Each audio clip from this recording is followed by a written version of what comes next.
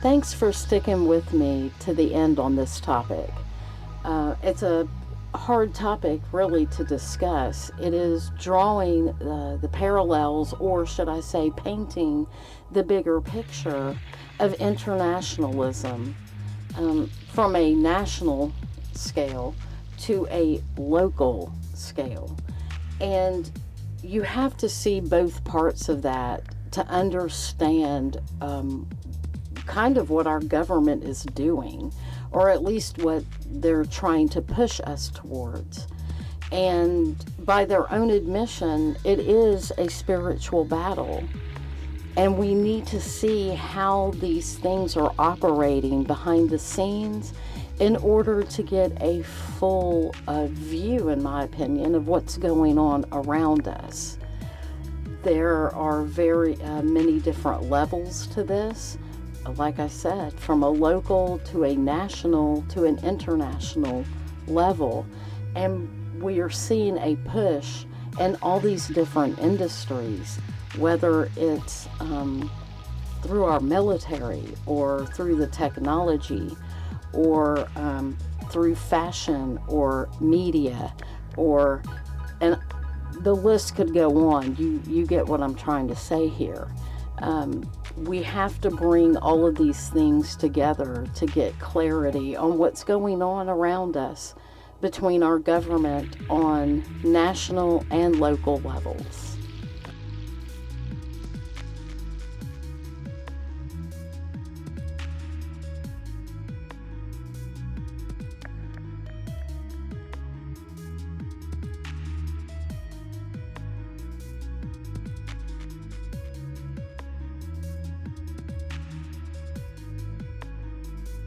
So to this end, mind war must be strategic in emphasis, with tactical applications playing a reinforcing supplementary role. In its strategic context, mind war must reach out to friends, enemies, and neutrals alike across the globe.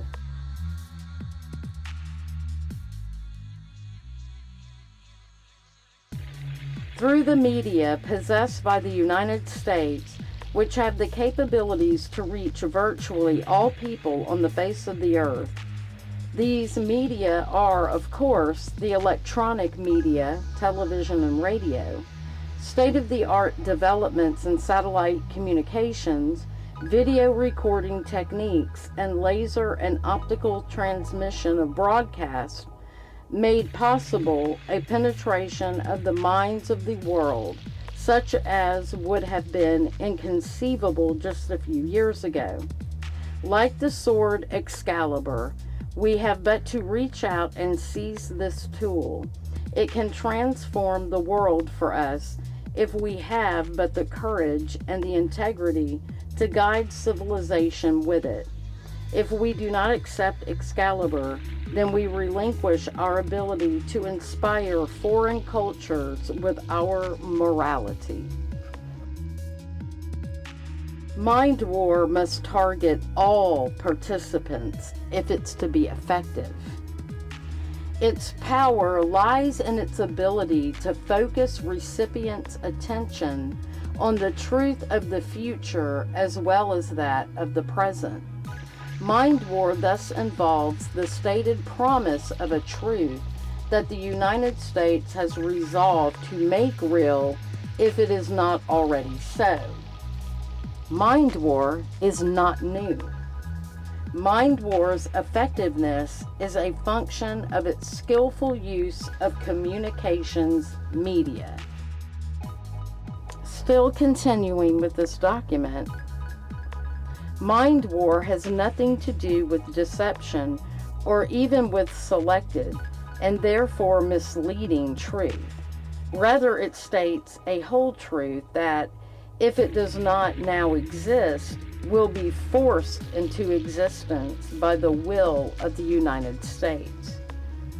A mind war message does not have to fit conditions of abstract credibility as do PSYOP themes. Its source makes it credible.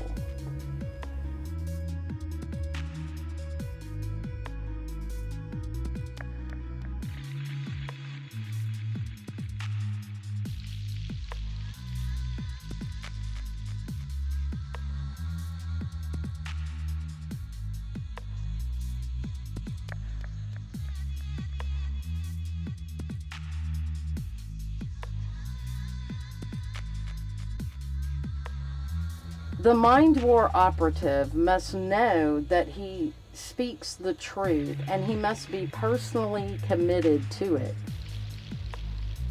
What he says is only a part of mind war. The rest, and the test of its effectiveness, lies in the conviction he projects to his audience.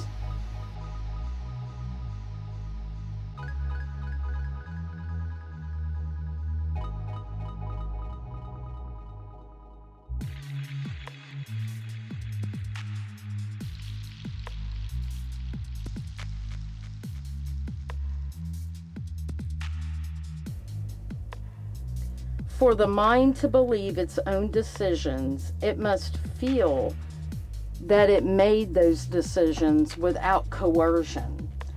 Coercive measures used by the mind war operative, consequently, must not be detectable by ordinary means.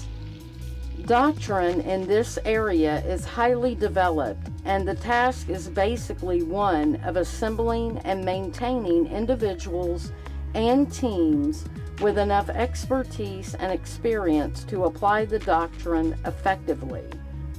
There are some purely natural conditions under which minds may become more or less receptive to ideas, and mind war should take full advantage of such phenomena as atmospheric electromagnetic activity, air ionization, and extremely low frequency waves.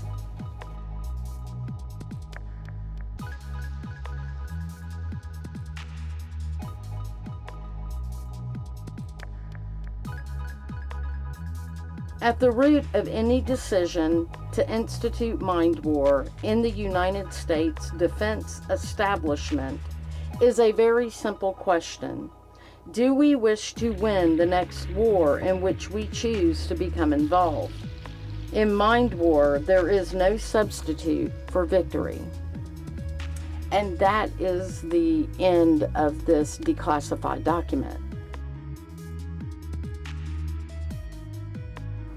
What's made clear in this memo, and let me reiterate here, that the objective of Aquino was mind war must reach out to friends, enemies, and neutrals alike across the globe.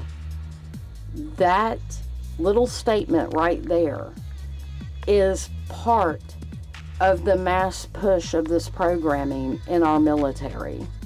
It is part of embracing this internationalism, this globalism, this system that will put up the future Antichrist.